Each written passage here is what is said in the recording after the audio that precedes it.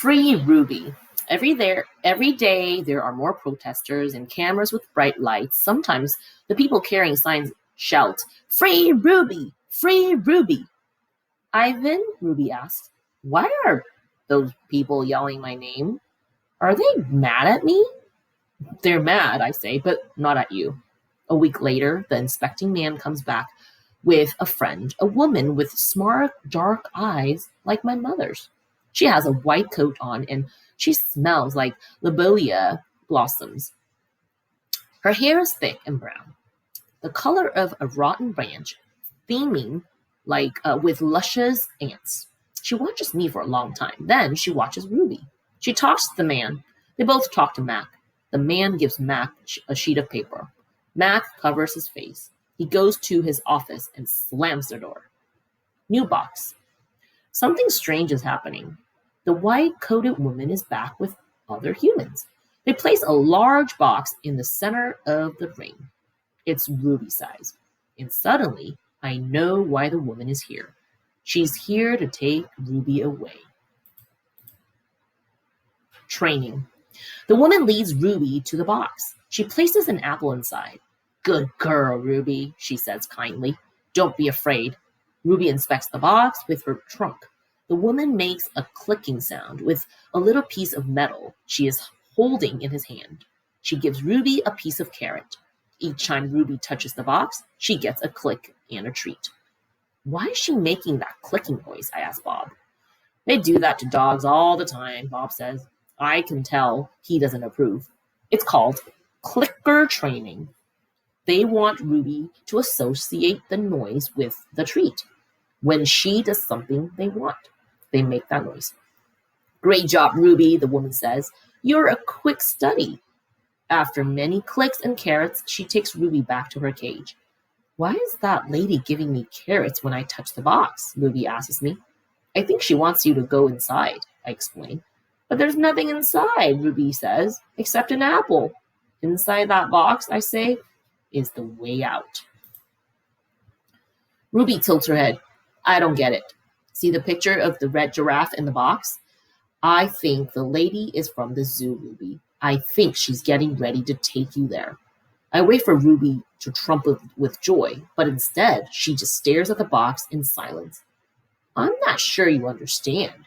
That box might be taking you to a place where there are other elephants," I say. "A place with more room and humans who cares about you." But even as I say these words, I remember with a shudder the last box I was in. "I don't want a zoo," Ruby says. "I want you and Bob and Julia. This is my home." "No, Ruby," I say. "This is your prison." Poking and prodding. The lady comes again. She brings an animal doctor with an awful smell and a dangerous looking bag. He spends an hour looking with Ruby poking and prodding. He looks at her eyes, her feet, her trunk. When he's done with Ruby, he enters my cage. I wish I could hide under knot tag like Bob. Instead, I do a nice loud chest beat, and after a moment, the doctor retreats. "We're going to need to put this one under," he says. I'm not quite sure what that means, but I strout around my cage, feeling victorious anyway. No painting. No one asked me to paint today. No one asked Ruby to perform. There are no shows, no visitors, unless you count the protesters. Max stays in his office all day. More boxes. I wake up from a long morning nap. Bob is on my belly, but he isn't asleep. He watched the ring, where 4 men are placing a large metal box. It's me-sized. "What's that?" I ask, still blurry from sleep. Bob nuzzles my chin. "I believe the box is for you, my friend." I'm not sure what he means. "Me? They brought in a bunch of boxes while you were sleeping. Looks to me like they're taking the whole lot of you," he says casually, licking a paw, even Thelma. "Taking?" I repeat. "Taking us where?" "Well, some to the zoo probably, other to an animal shelter where humans will try to find them homes. Bob shakes himself. So I guess all good things must come to an end, huh? His voice is bright, but his eyes are far away and sad. I'm going to miss your stomach, big guy. Bob shuts his eyes. He makes an old noise in his throat. But what about you? I ask.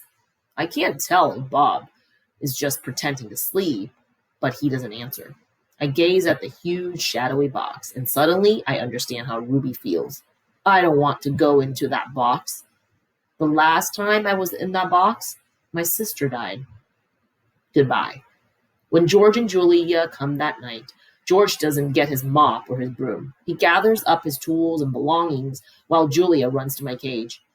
This is my last night, Ivan, she says, and she presses her palm to my glass. Matt fired my dad. Tears slipped down her cheeks, but the zoo lady said maybe they'll have an opening there in a while, cleaning cages and stuff. I walk to the glass that separates us. I put my hand where Julia is, palm to palm, finger to finger. My hand is bigger, but they're not so very different. I'm going to miss you, Julia says, and Ruby and Bob. But this is a good thing. Really, it is. You deserve a different life. I stare into her dark eyes and wish I had words for her. Sniffling, she goes to Ruby's cage. Have a good life, Ruby, she says. Ruby makes a little rumbling sound. She puts her trunk between the bars and touches Julia's shoulder. Where's Bob, anyway? Julia asks. She looks around, under tables, in my cage, by the trash can. Dad, she calls, have you seen Bob? Bob? No, George says. Julia's brow wrinkles. What's going to happen to him, Dad? What if Max shuts down the whole mall?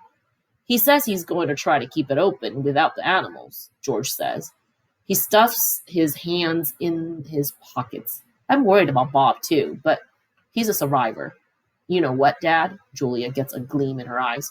Bob could live with us. Mom loves dogs, and he could keep her company. And, Jules, I'm not even sure I have a job yet. I may not even be able to feed you, let alone some mutt. My dog walking money. Sorry, Jules. Julia nods. I understand. She starts to leave, then runs back to my cage. I almost forgot. This is for you, Ivan. She slips a piece of paper into my cage. It's a drawing of Ruby and me. We're eating yoga raisins. Ruby is playing with another baby elephant, and I'm holding hands with a lovely gorilla. She has red lips and a flower in her hair. I look, as I always do in Julia's pictures, like an elegant fellow. But something is different about this drawing. In this picture, I am smiling.